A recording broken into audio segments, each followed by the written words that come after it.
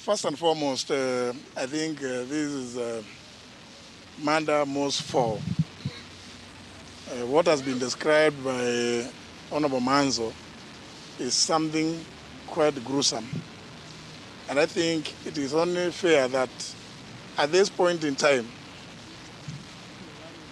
the country should shelve all other business they have to discuss this matter of abductions and extrajudicial killings.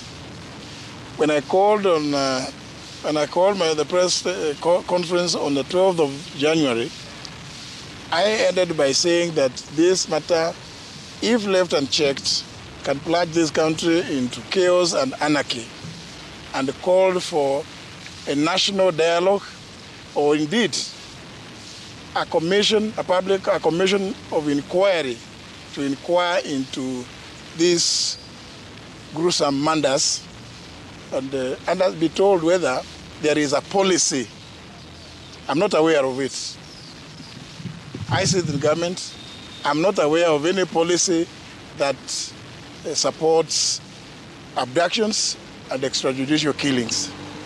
And it is not right that parents like these ones and relatives can stay for periods in excess of 40 days looking for their loved young ones. And we sit somewhere claiming that we are discussing matters about the economy of this country. Economy for who?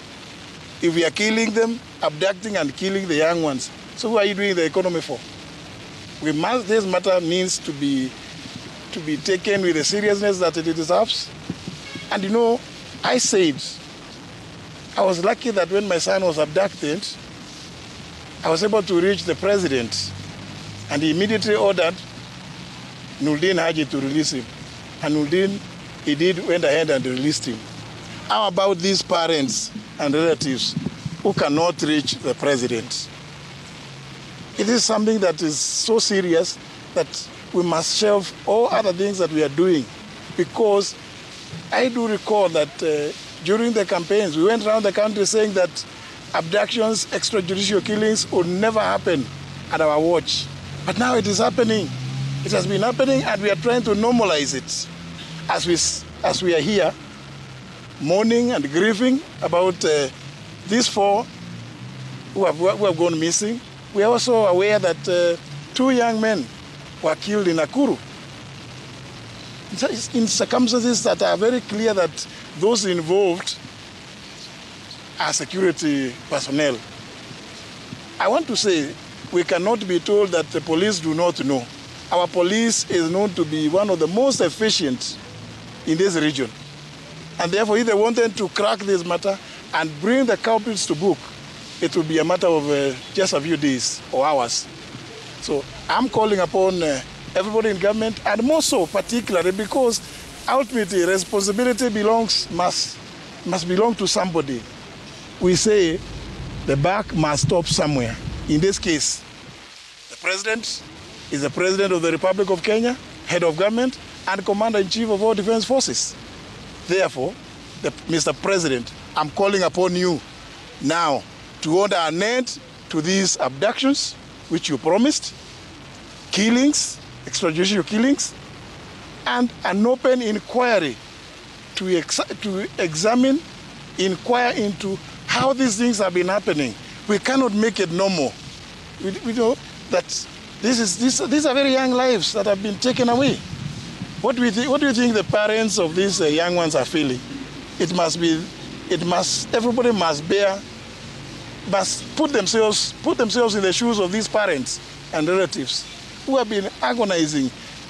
Did they enjoy Christmas? They could not, when everybody else was enjoying their Christmas. Surely, this must be something that we must take to the next level, where we must involve in a commission of inquiry, which must include people from all sectors. The law society should come up, be part of that commission of inquiry, religious groups, and the civil society groups like Amnesty International and others. Kenya Human Rights Commission. All of them, they should be involved in that commission, because we want the truth and to put an end to this. We cannot take it as business as usual anymore, because I can just put myself in the hearts and the minds of these parents. You've seen one of the fathers here is not even able to appear because of the agony that is been taken through for the last 40 days. It is not normal. We must now address this matter with finality, with a view to getting to the root cause of these abductions and extrajudicial killings. Thank you. Question to you, CS. Yeah. Before Hussein comes in, I have a question for you and a question to Senator Manzo, who represents the family. For you, this is clearly a government that has failed to protect its people. A government under whose reign people are disappearing and found dead.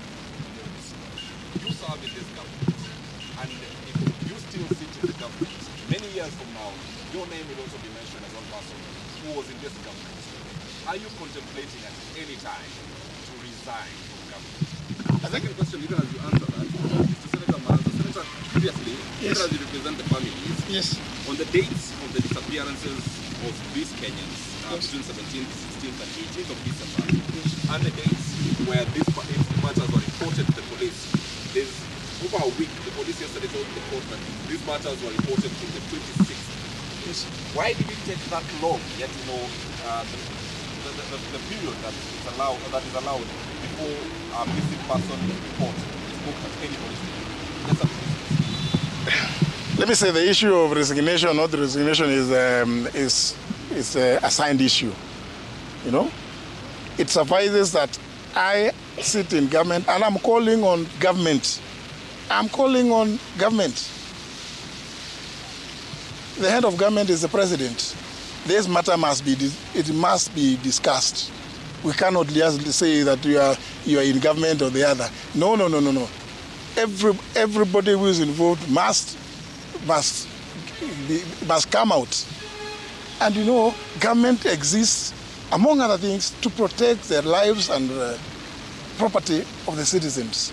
These are citizens whose lives have been taken at a very young age. I mean, the issue of resignation or not, it's such a signed issue. It suffices that I've made my point, that whoever wants to listen, and you have noticed, I have refused to respond to those side things about some people, you know, who have been sent there to go and say this and this. You know, I'm not going there. This is a very serious matter, you know, and actually it should take the anger of this country, because why are we allowing young boys and girls to be kidnapped, only later to be found killed? Surely, what kind of country are we? And we are pretending to be solving issues in DRC? This is a very serious issue. I mean, the number of people that have died are so many that it should prick the conscience of any right-thinking leader in this country. That's my position.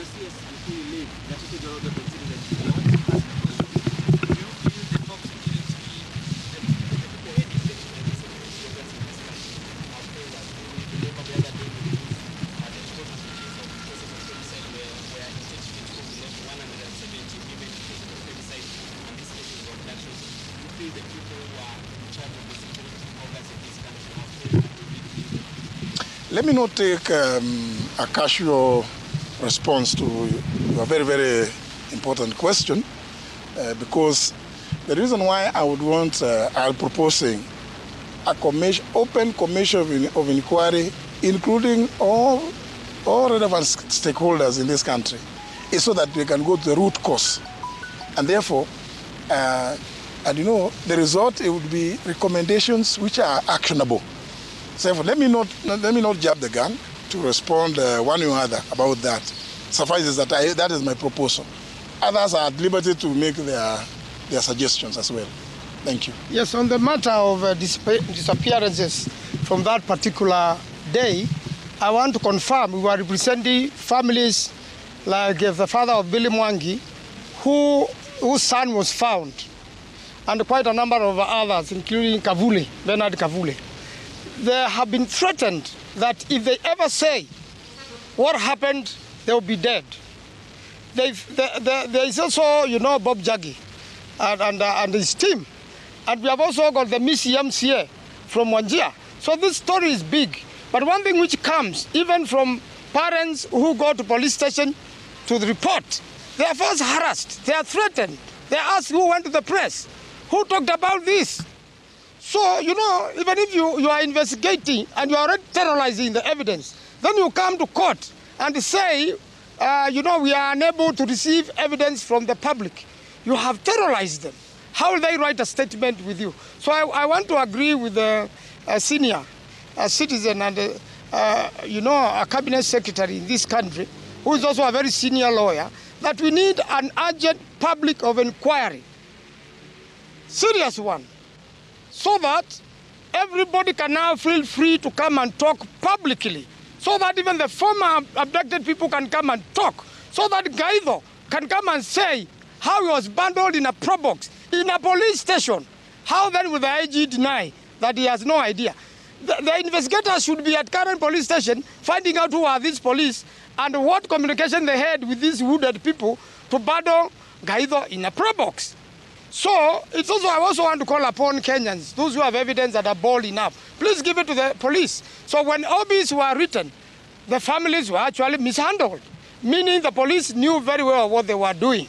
And unfortunately, this information can only come in a public of inquiry so that everybody heals. We agree, unfortunately, they have been killed. Others have been abducted. And by the way, the young abductees who have come out have said that they felt that at some point they were in a military confinement. That's why the IG has no business with the military. So this story is bigger. We want them to come and tell us, and we want to follow and find out. As they say, in the military confinement was a place they were recovering from the beatings they got from the other building, which is not a police station. So something very illegal is happening in this country. And I really want to ask all Kenyans to be concerned and to ask the president what is happening, because he's the one in charge of security of this country. Let me just close by saying this. I want to make this one appeal, that regardless of your position in society, in government, in the security sector, remember, whatever you are doing, one day you may have to answer for it personally. You hold or you carry personal responsibility. Those of them that may not be clear should be reminded about the Nuremberg trials. You cannot be excused for obeying illegal orders from wherever they may be from. So people and Kenyans, please, those of you, I've seen many of you have taken pictures. Make sure that those pictures you take, store them safely, even in the cloud. One day in this country, you may find that those pictures you have taken may be the answer to this intriguing situation that we are going through in this country. Thank you very much.